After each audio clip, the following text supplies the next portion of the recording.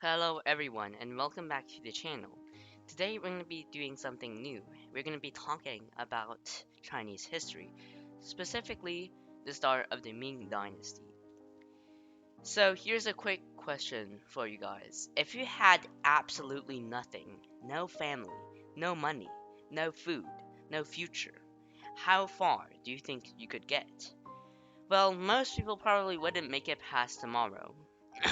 But about 600 years ago, a boy started from exactly that place and ended up founding a dynasty that ruled China for an entire 276 years.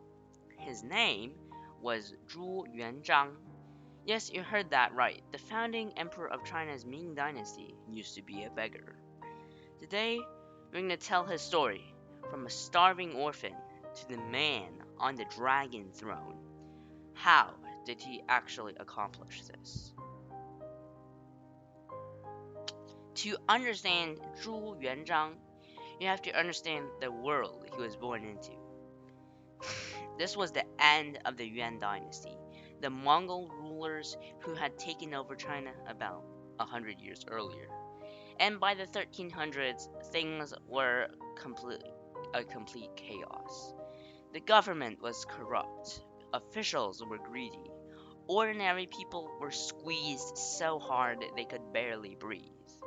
And then nature decided to make everything worse. Zhu Yuanzhang was born in Fengyang, Anhui province, to a desperately poor peasant family. We're talking poor, poor. His grandfather was a gold panner who never found any gold. The family wandered from place to place just to survive.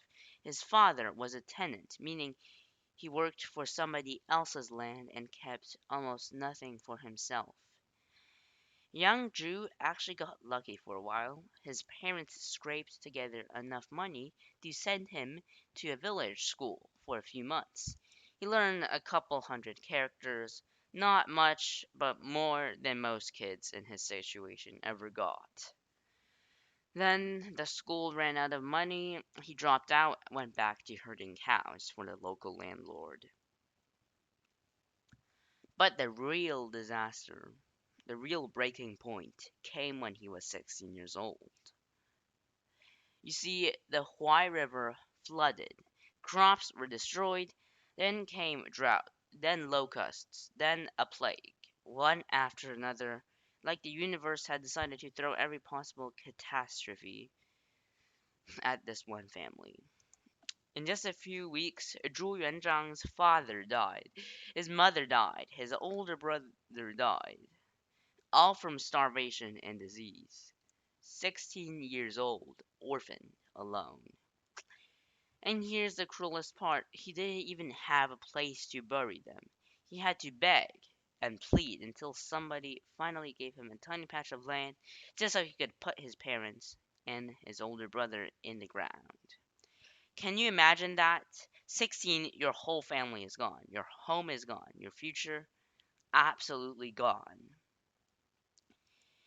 In order to stay alive, Zhu Yuanzhang did the only thing he could ever do at that time. He shaved his head and became a novice monk at a local Buddhist temple called Huangjue Temple. But even the temple wasn't a real refugee. It was a famine year. There were no pilgrims, no donations. The monks were starving too. In less than 2 months after he arrived, the abbot said something like, "Look, kid, we've got no food left. Everybody needs to go out and beg." And that's what begging for alms meant in real life. It meant wandering from village to village with a bowl in your hand, hoping someone would take pity on you. So, for the next 3 years, Zhu Yuanzhang just walked. He traveled through Anhui, Hubei, Henan, hundreds of miles across central China. He slept in broken temples, under bridges, and even in graveyards. And during those 3 years, he saw things. He saw dead bodies lying on the road, who had just simply starved. He saw government officials dragging farmers away for not paying taxes. He saw the so called rebel armies looting and burning villages just like the government did.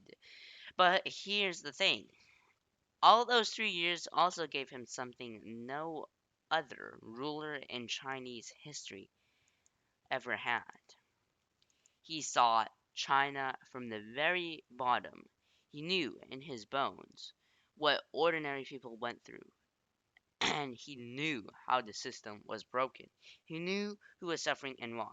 And 3 years later, he walked back to Huangjue Temple. The boy who left was gone. In his place was a young man who had seen the world for what it really was. Okay, so if you had to pick a moment that actually changed everything for Zhu Yuanzhang and made the rebellion happen, that one pivot point, it happened in 1352. He was 25 years old, back at the temple, doing his chores, saying his prayers, probably thinking this was his life from now on. Then a letter arrived. It was from an old friend, someone he'd grown up with, a boy named Tang He, who used to herd cattle alongside him. Tang He had joined a rebel group called the Red Turbans. They were fighting against the Mongol Yuan dynasty, and Tang He wrote to say, Zhu, come join us. Things are happening. You don't want to miss this. Now, Zhu hesitated. He really did. Rebelling against the government, that was a death sentence. If you got caught, they didn't just kill you, they killed your whole family, your whole village. But as it turns out, fate didn't give him much of a choice. You see, someone found out about the letter. They accused him of plotting with the rebels. The government was coming after him. So, Zhu Yuanzhang made his decision. He packed his bag, left the temple, and went to join the Red Turbans. The day he put on that armor, the day he picked up a sword, that beggar, that monk, that cowherd, that person died. Standing in his place was someone new, someone named Zhu Yuanzhang. Once he joined the rebel army, Zhu Yuanzhang was like a different person. He fought like crazy, always in the front, never backing down. But he wasn't just some tough guy with a sword. His mind was even sharper than his blade. While other soldiers were grabbing gold and women from conquered towns, Drew was grabbing something different. Educated people, scholars, strategists. He knew that in order to win a war, you need more than just soldiers. You needed brains, you needed minds, you needed people who could read maps, manage supplies, write laws, plan campaigns, and lead attacks. And here's something very interesting. He treated ordinary people well. Back then, the rebel armies would just, again, loot every village they find and did a lot of unwell stuff to the villagers. He didn't, but however, Zhu Yuanzhang didn't allow his soldiers to loot villages or rape women. He punished anyone who did. He even treated educated people with genuine respect, which for a poor peasant who could barely read was pretty unusual. His commander, a man named Guo Zixin, noticed this young man right away. Guo was so impressed that he did something remarkable. He adopted Zhu as his son-in-law, giving him his foster daughter in marriage. That woman, Lady Ma, would become one of the most beloved empresses in Chinese history, but more on her later. Zhu kept rising through the ranks, and he kept being different. He didn't just win battles, he won people. More and more talented men came to serve him because they just believed in him. And in 1356, Zhu did something huge. He captured Nanjing, the great walled city on the Yangtze River. Now, as you guys can see, Nanjing was special. It had been the capital of southern dynasties for centuries. It was wealthy, well fortified, and perfectly located. Zhu made it his base. But here's the part that really shows his real smarts. He was humble and didn't call himself king or emperor, not yet. He just said, I'm a governor and I'm just here to restore order and peace. He knew that if he declared himself emperor too early, he would put himself on the spotlight and everyone would come after him. So he stayed patient, he consolidated, he built up his territory. And then came the big one. You see, Zhu had a lot of rivals because there were a lot of rebellions against the Yuan dynasty. And before going after the Mongols, he had to fend off these rebellions as well.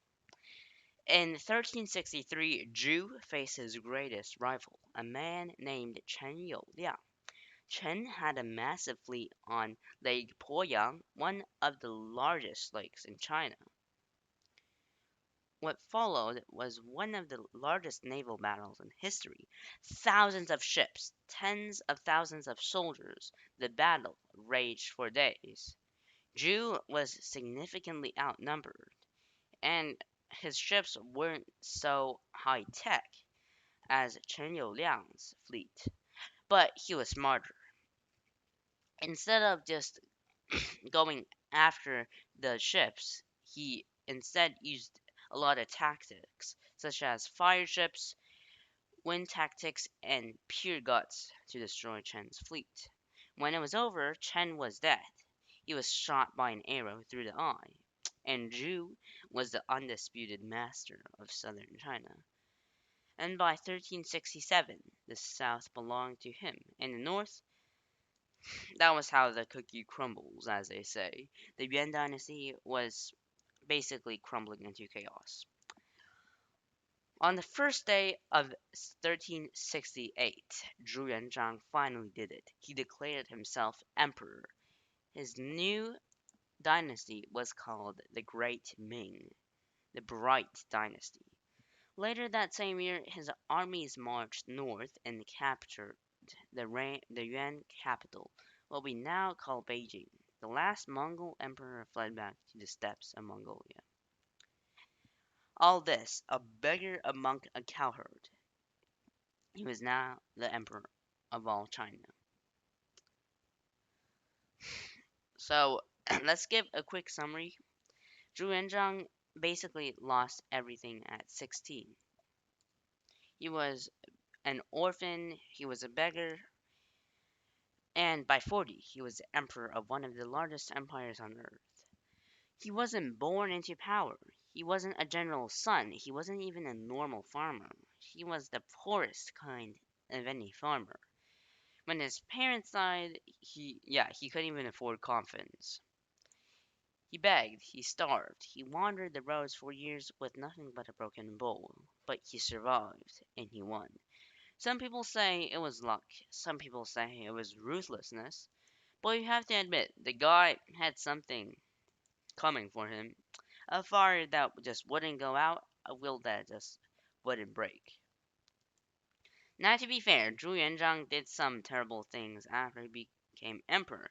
He killed off his old friends, created a secret police force like the CIA called Jin Yi Wei, and he made everyone in his court just terrified of him. But that's a story for another episode. For today, just remember how it started. A boy with nothing, a boy from the mud, a boy who refused to stay down. That boy became a legend. Next time, we'll talk about what happened after he took the throne. And let me tell you, it gets dark, but it also gets pretty amazing. See you next time.